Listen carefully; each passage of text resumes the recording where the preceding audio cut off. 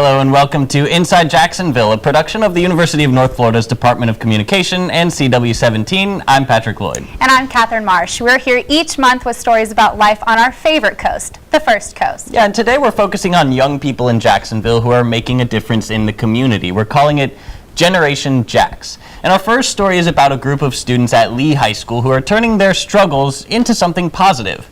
Inside Jacksonville's Crystal Alston shows us what it's all about.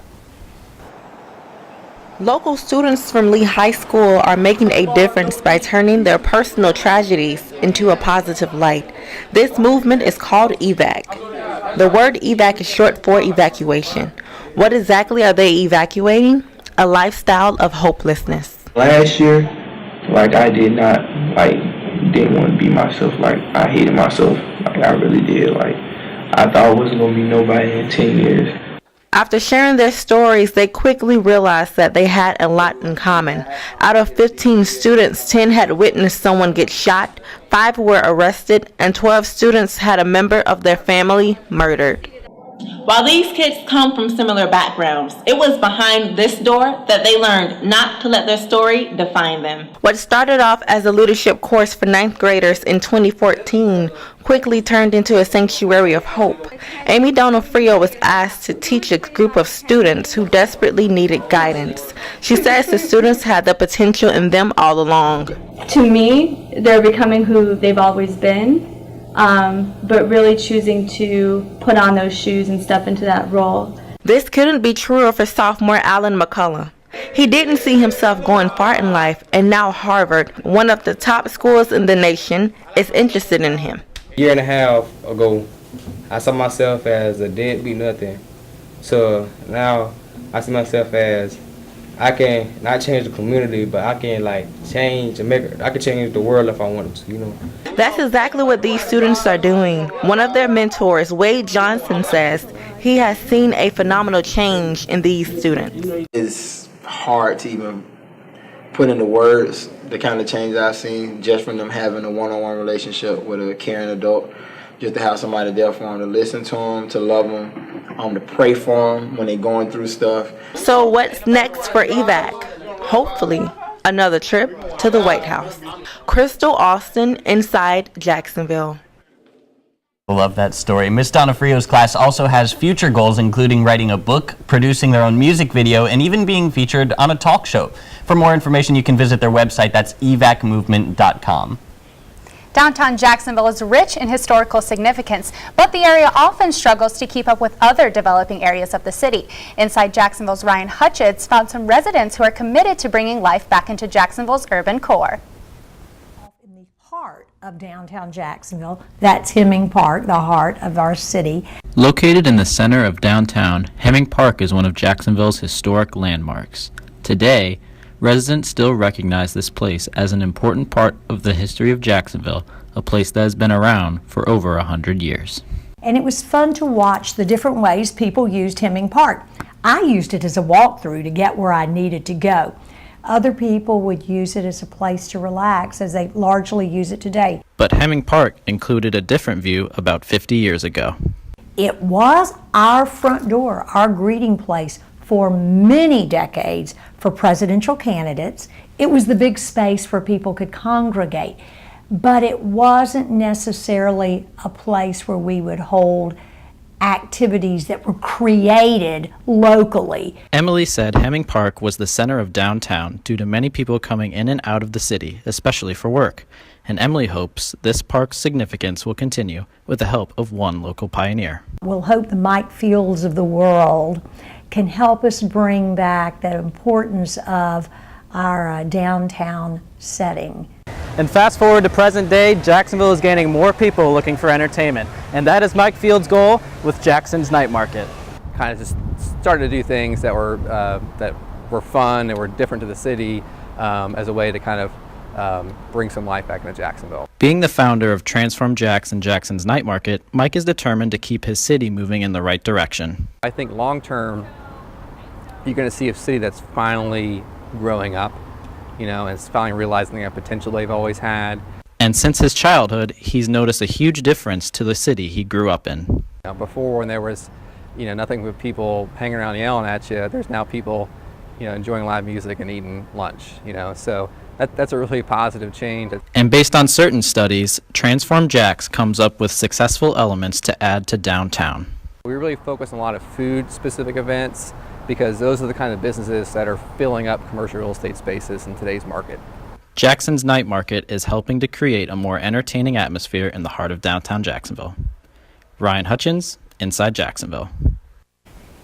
And if you'd like to experience the fun in person, the next Jackson's Night Market is set for Thursday, November 17th. All right, coming up, the power of dance. We'll tell you about one member of Generation Jax who's making a difference while having some fun along the way. Also, what's old is new again. We'll show you an organization giving second chances to those who need it. Stay with us.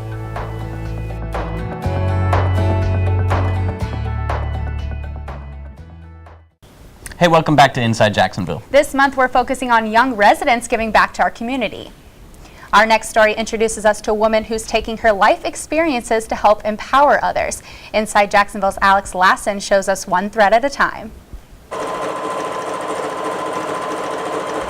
I never thought I would be running a business, but I ended up in Calcutta, India, working with women in the red light district there, and there was no way out. When people say the word slavery, we think of the 1800s, and we think of Abraham Lincoln and everything that he did to abolish slavery, but it still exists. After spending several years in India, Keene returned to Jacksonville and found the same problems in our city, which could also be solved through business. Here, she started Rethreaded to help empower victims of the sex trade. I mean, it all started kind of like with me in my own life. Like, went through a period of time where I feel like I didn't know my worth and value, and I had some not so great experiences with sex, and I was like, I never ever want another woman to feel this way. So I feel like God said, I'm going to take what you think is your greatest shame and I'm going to use it to change the world. So employees here at Rethread create their products through the donation of old t-shirts, such as this gray scarf right here. You could say they're changing the world one thread at a time. Our bottom line is seeing survivors thrive, and normal businesses don't operate that way. Rethreaded has been around for 5 years now, and it's thriving too. Keene hopes to see her company expand and employ over 100 survivors in the next 10 years. Part of that plan to expand includes getting corporations to buy their products. Because the more sales that we have, the more women we can hire. That's really what fuels our business. It's essentially like every other business, supply and demand. So when we have these big corporations that need 10,000 of a product to gift or to give away or to promo items or whichever, that's 10 more women that we can hire to employ to make these products. Alex Lassen, Inside Jacksonville. How about that? So if you'd like to find out more about Rethreaded and how the organization is making a difference, visit their website at rethreaded.com. Well, it's pretty much common knowledge that October is Breast Cancer Awareness Month, thus the pink that Catherine and I are wearing today. But did you know that it's also Down Syndrome Awareness Month? I had the chance to talk to a member of Generation Jax who's been working hard to bring attention to Down syndrome here on the First Coast. Point one! Touch your toe, touch your toe! Woo! Good job! Every Tuesday night, Desiree Jomont dances Good job. with her friends. She might be an instructor at this dance party, but the kids teach her too. Get ready to punch, ready? Punch, punch, punch, punch, freeze. Desiree's friends have Down syndrome. Now, Down syndrome is a disability, but as you can tell, these kids are just as able as everyone else. Desiree works right here, at this quiet office in Riverside. She's the program coordinator for the Down Syndrome Association of Jacksonville. I started as a volunteer, so I actually volunteered with the organization for about 7 years before I got hired on full time. And now, I just absolutely loved it. Now, Desiree's seen a lot in her time with the DSAJ, but her favorite thing about it Every Tuesday. are those Tuesday night dance classes. I have such a good time with it. I like to think that my positive energy rubs off and they just think it's a great program. And next thing you know, we're all laughing and having fun. Now, every Tuesday night, these kids look forward so much to these dance classes. They take place right here at Hope Haven on Beach Boulevard, and they say they love it because it's what they're passionate about. I love to dance because I love to dance alone in my room and dance because I want to. I want to sing a lot because I like it and I like to dance. I like this part, it's about that one, and I like that. Working with people with Down syndrome isn't something new for Desiree. Her passion for helping them started with her Aunt Beth. I used to spend every summer in Michigan, and my Aunt Beth, she's actually my great aunt, she lived up there and she had Down syndrome. And for some reason I always had a special connection with her, and every day I wanted to go see Aunt Beth. I wanted to do things with Aunt Beth. She would make you smile just because she would be so happy from little things. So whether it be us going out back and like walking on a dock, she'd see a fish and start hysterically laughing. And you know, it's almost like a contagious kind of laugh and smile that just seeing her happy made me so happy. Big jump, whoop, stand up. Now, about 5 years after Aunt Beth passed away, Arm up, arm up. You got it, girlfriend. Desiree is continuing to befriend those Good job. who need it the most. Hold it, 1, 2, 3. Yay! And the DSAJ actually just had their biggest event of the year last Saturday. It was their 14th annual Buddy Walk in Jax Beach, and get this, more than 3,000 people showed up. If you want more info about the DSAJ, you can visit their website. That's dsaj.org.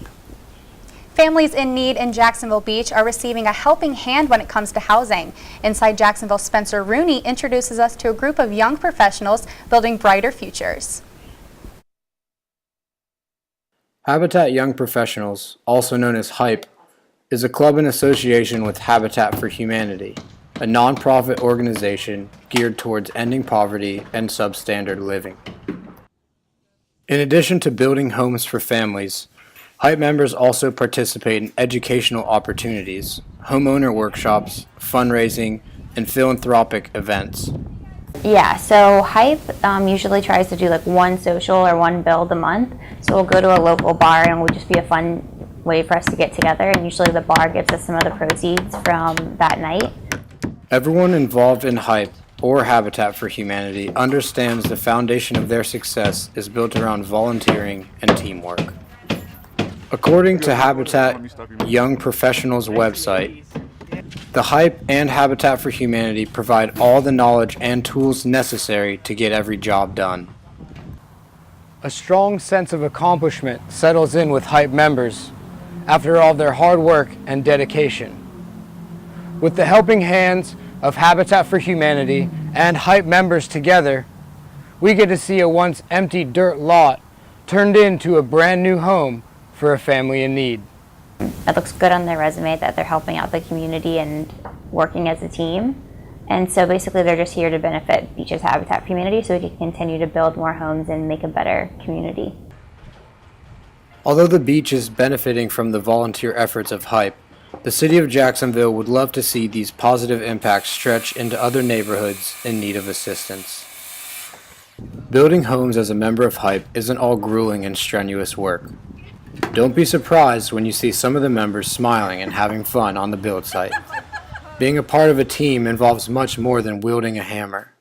It requires a helpful mindset, a positive attitude, and a big heart.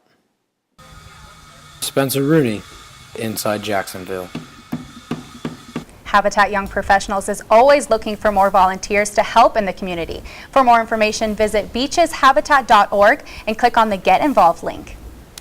All right, after the break, the last thing a parent should have to worry about when their child is sick is the quality of the care they're receiving. We'll show you how one local group is easing minds and helping sick children and their families get through tough times. Stay with us. We'll be right back.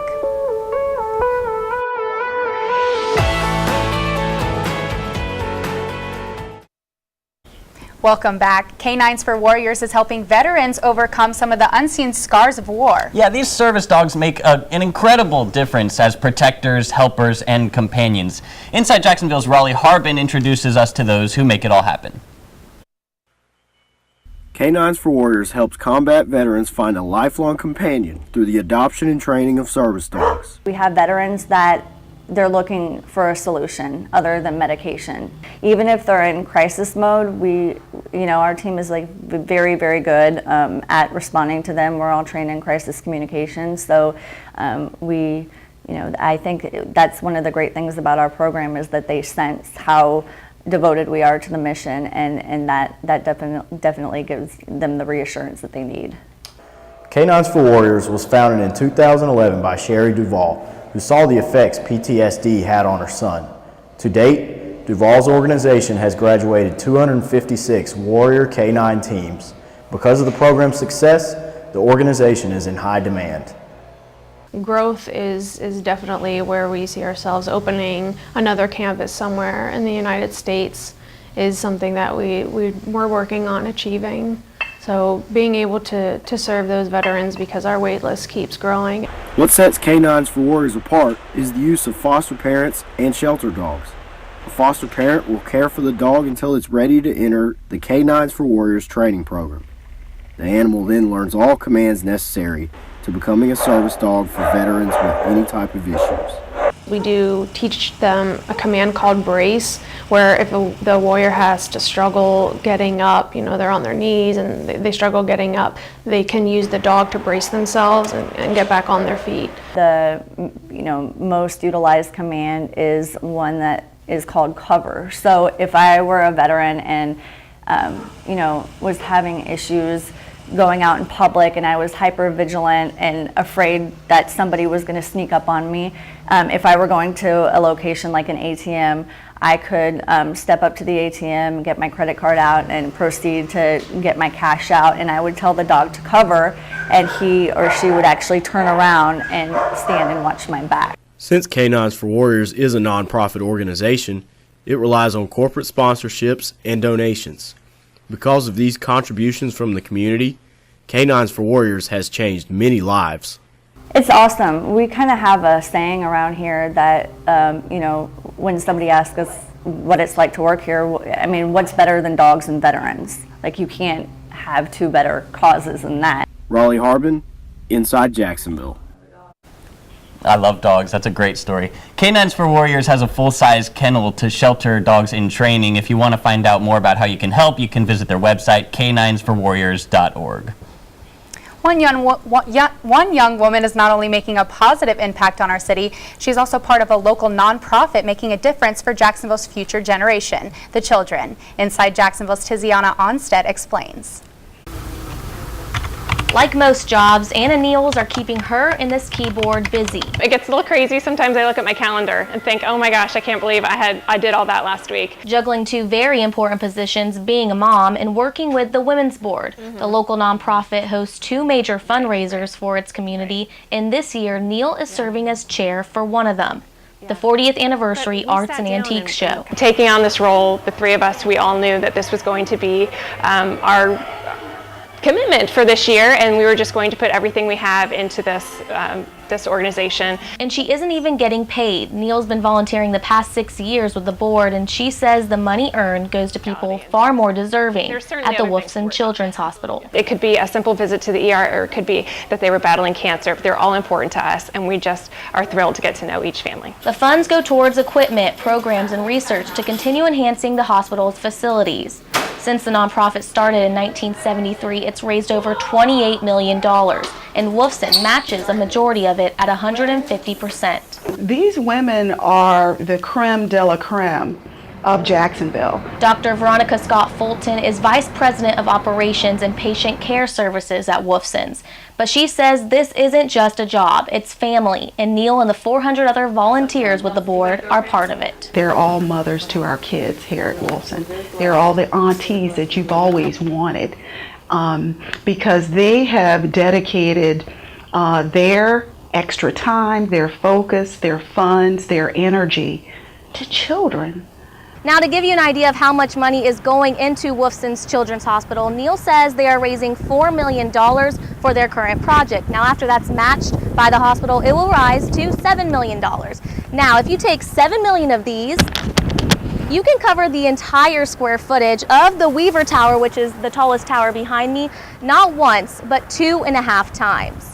But all the money in the world can't take away the feeling of finding out your child is sick. When the oncologist walked into the ultrasound, he had a name badge on, so my mom knew right away like what it was, and Eric knew because like he was in school. I had no idea, so I was just like sitting there, and then everybody started crying. In May of 2013, Haley Baker was at Wolfson's Children's Hospital when she found out her 3-month-old son, Caden, had stage 2 kidney cancer.